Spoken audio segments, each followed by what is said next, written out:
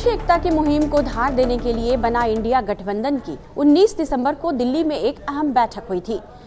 यह इस गठबंधन की चौथी बैठक थी। इस बैठक में विपक्षी गठबंधन की ओर से कांग्रेस नेता मल्लिकार्जुन खड़गे को पीएम पद का उम्मीदवार बनाए जाने को लेकर पश्चिम बंगाल की मुख्यमंत्री ममता बनर्जी ने गुगली फेंक दिया। ममता ने यह प्रस्ताव क्या रखा, सब हैरान रह गए। कांग्रेस को तो मानो कुछ समझ ही नहीं आया, क्योंकि वह तो इस पद के लिए राहुल गांधी को ही अपनी पहली पसंद मानती रही है।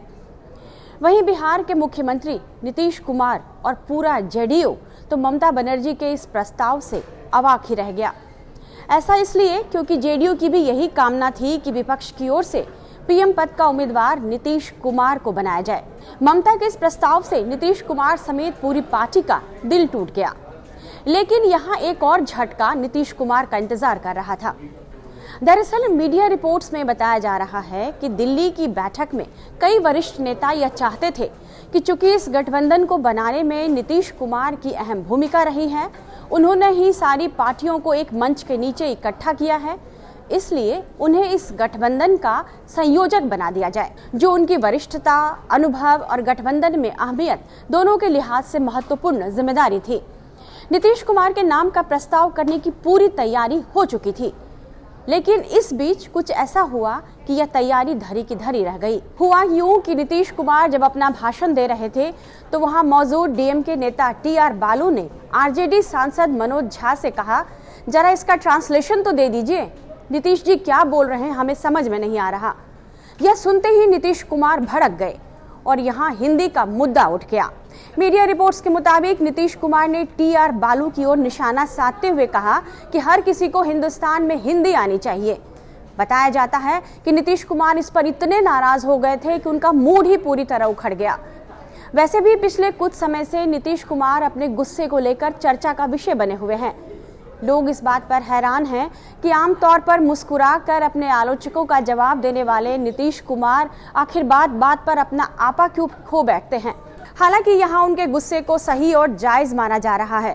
कहा जा रहा है कि नीतीश कुमार ने जो मुद्दा उठाया है कि हिंदुस्तान में सभी को हिंदी आनी चाहिए, तो ये ठीक बात है। अक्सर तमिलनाडु और दक्षिण के कुछ अन्य राज्यों में हिंदी भाषा को लेकर विवाद उठता रहता है और इसी बहाने उत्तर भारतीय और हिंदी बोलने वालों का अपमान भी किया जाता है। हाल ही में डीएमके सांसद दयानिधि मारन का हिंदी बोलने वालों के खिलाफ एक बयान सोशल मीडिया पर वायरल हो रहा है। इस वीडियो में दयानिधि मारन हिंदी भाषियों के खिलाफ जहर उगल रहे हैं और मारन कह रहे हैं कि बिहार और उत्तर प्रदेश के हिंदी बोलने वाले तमिलनाडु में आकर शौचालय साफ करते हैं, रोड साफ करते हैं या फिर कंस्ट्रक्शन क्षेत्र में मजदूरी करने का काम करते हैं, जबकि अंग्रेजी बोलने वाले अच्छी नौकरी कर रहे हैं। दयानिधि मारन का यह बयान वायरल क्या हुआ, उन पर जबरदस्त प्रतिक्रिया दी गई। लोगों ने उनकी आलोचना की और बिहार के डिप्टी सीएम तेजस्वी यादव ने इस पर अपनी प्रतिक्रिया देते हुए दयानिधि मारन को कई सलाह भी दी थी। आप लोगों का सवाल है कि भाई जो तमिलनाडु के जो नेता ने जो बात कही, पहली बात तो जो करुणानिधि जी की जो पार्टी है, डीएमके पार्टी, सामाजिक न्याय में विश्वास रखती है। अगर उनके दल के अगर कोई भी नेता अगर बिहारियों के बारे में कुछ बोले हैं, बिहार यूपी के लोगों के लिए, तो बहुत निंदा करने वाली बात है। इससे हम लोग सहमत नहीं। इस तरह नीतीश कुमार को इंडिया गठबंधन का संयोजक बनाए जाने की बात हिंदी को लेकर और नीतीश कुमार के उखड़ते मूड को देखने के बाद वो जो है उसी समय ठप हो गया और गठबंधन के साथियों ने यह तय किया कि अभी कुछ न कहा जाए। क्या पता संयोजक का पद नीतीश कुमार को ऑफर किया जाए तो वे फिर उखड़ जाएं। इस तरह नीतीश कुमार की नाराजगी को देखते हुए इस मुद्दे पर बात में बात करना तय हुआ, क्योंकि अब उत्तर दक्षिण विभाजन की बहस छिड़ गई थी। नीतीश कुमार के नाम का प्रस्ताव करने के लिए यह सही समय नहीं था, ऐसा साथियों ने तय किया। बात यही खत्म हो जाती तो भी ठीक था, लेकिन यह विवाद फिर आगे बढ़ा। कहाँ तो नीतीश कुमार टीआर बालू से नाराज थे, लेकिन यह बात मीडिया में आ गई तो वे कांग्रेस से भी नाराज हो गए। मीडिया रिपोर्ट्स के मुताबिक जेडीयू पहले से इस बात पर कांग्रेस से नाराज थी कि नीतीश कुमार से बिना सलाह मशविरा किए मल्लिकार्जुन खड़गे का नाम पीएम पद के लिए आगे बढ़ाया गया। दूसरी तरफ कांग्रेस के कुछ नेताओं ने उनके और बालू के बीच हुए हिंदी विवाद की कहानी भी मीडिया को लीक कर दी।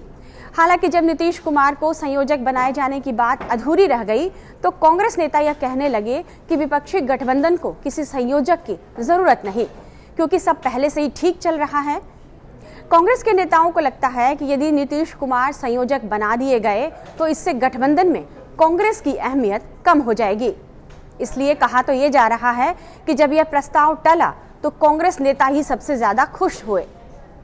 वैसे नीतीश कुमार के लिए गठबंधन में ही क्यों, जेडीयू में ही सब कुछ ठीक नहीं चल रहा और बिहार की राजनीति में तो मानो भूचाल आने वाला है। बताया जा रहा है कि जेडीयू के राष्ट्रीय अध्यक्ष ललन सिंह अपने पद से इस्तीफा देने वाले हैं। ऐसा इसलिए क्योंकि उनकी नजदीकी आरजेडी नेता लालू यादव और तेजस्वी यादव से बढ़ने लगी थी। ऐसा दावा सुशील कुमार मोदी ने किया है, जो बीजेपी के नेता हैं और बिहार में डिप्टी सीएम भी रह चुके हैं। सुशील मोदी का दावा है कि नीतीश कुमार को यह बात नागवार गुजर रही थी कि ललन सिंह लालू यादव से नजदीकी बढ़ा रहे थे। जेडीयू के राष्ट्रीय अध्यक्ष ललन सिंह के इस्तीफे की खबर को लेकर बिहार की राजनीति गर्म है। हालांकि इसे अफवाह बताया जा रहा है, लेकिन 29 दिसंबर को दिल्ली में जेडीयू के राष्ट्रीय कार्यकारिणी की बैठक है और माना जा रहा है कि इस बैठक के बाद ललन सिंह जेडीयू के अध्यक्ष पद पर नहीं रह सकते हैं। हो सकता है कि नीतीश कुमार पार्टी की कमान अपने हाथों में ले लें। यह घटनाक्रम चल ही रहा था कि एक और खबर आ गई कि बिहार बीजेपी के अध्यक्ष सम्राट चौधरी विशेष विमान से दिल्ली बुलाए गए। कहा जा रहा है कि इसके तार इस बात से जुड़े हो सकते हैं कि नीतीश कुमार एक बार फिर बीजेपी से हाथ मिला लें। अगर वे ऐसा करते हैं तो एक बड़े नेता उनके लिए पैरवी करने को तैयार हैं। जी हां, नीतीश कुमार के एनडीए में शामिल होने को लेकर आरएलजेडी सुप्रीमो उपेंद्र कुशवाहा ने मीडिया को एक बड़ा बयान दिया है। जेडीयू अब कहीं का नहीं रहा। नीतीश जी की साख मिट्टी में मिल गई इन लोगों के कारण। तो कुल मिला जुला कर जो हमने कहा था वह सच साबित होता हुआ दिखा। नहीं, अब हम नीतीश जी बैक होंगे, हम क्यों बैक होंगे? हम तो जो बात हमने कही वही बात अब सच साबित हो रही है। तो हमारा लाइन सही साबित हुआ, नीतीश जी का लाइन गलत साबित हुआ। तो बैक तो उनको होना है, हमको कहाँ बैक होना है। तो साथ देंगे अगर वो बैक आते हैं एनडीए में? नहीं, एनडीए में आते हैं तो एनडीए में आएंगे तो भारतीय जनता पार्टी को फैसला लेना है। एनडीए में सबसे बड़ी पार्टी भारतीय जनता पार्टी और लगातार बीजेपी के साथ उनका गठबंधन रहा है, संबंध रहा है। तो फैसला बीजेपी के नेताओं को लेना है। इसमें हम अपनी ओर से कोई टिप्पणी करें या फिर उनको मदद करेंगे कि अपनी गलती सुधार करके आ जाए? नीतीश जी अगर सार्वजनिक रूप से घोषणा करें कि आरजेडी से उनका संबंध टूट गया, घोषणा करें, उसके बाद गठबंधन में एनडीए में फिर से शामिल होने की बात होगी तो फैसला बीजेपी के लोग करेंगे, लेकिन नीतीश जी के लिए पैरवी हम जरूर कर देंगे। हालांकि इस पूरे मामले पर आरजेडी के प्रवक्ता एजाज अहमद ने कहा है कि उपेंद्र कुशवाहा खुद को और अपनी पार्टी को देखे कि वे कहां पर हैं। वे बीजेपी की पिच पर जाकर खेलना चाह रहे हैं, लेकिन बीजेपी उनको भाव नहीं दे रही। जिस तरह के चक्रव्यूह में बीजेपी ने उपेंद्र कुशवाहा को फंसाया है, वो बेचैनी में है और बौखलाहट में है। हालांकि कुशवाहा यहां सही कह रहे हैं कि नीतीश कुमार एनडीए में शामिल होते हैं या नहीं, यह फैसला बीजेपी को करना है। लेकिन समझा जा रहा है कि लोकसभा चुनाव से पहले बिहार में बड़ा सियासी हलचल हो सकता है। ऐसे में सबसे ज्यादा सिरदर्द इंडिया गठबंधन के लिए ही पैदा हो सकता है, क्योंकि यदि नीतीश कुमार फिर से एनडीए के हो गए तो इस गठबंधन के चारों खाने चित्त होने की सबसे ज्यादा आशंका है। इस वीडियो को लाइक और शेयर कीजिएगा और इस तरह के तमाम वीडियोस के लिए आप बने रहिए टाइम्स नाउ भारत के डिजिटल प्लेटफॉर्म के साथ।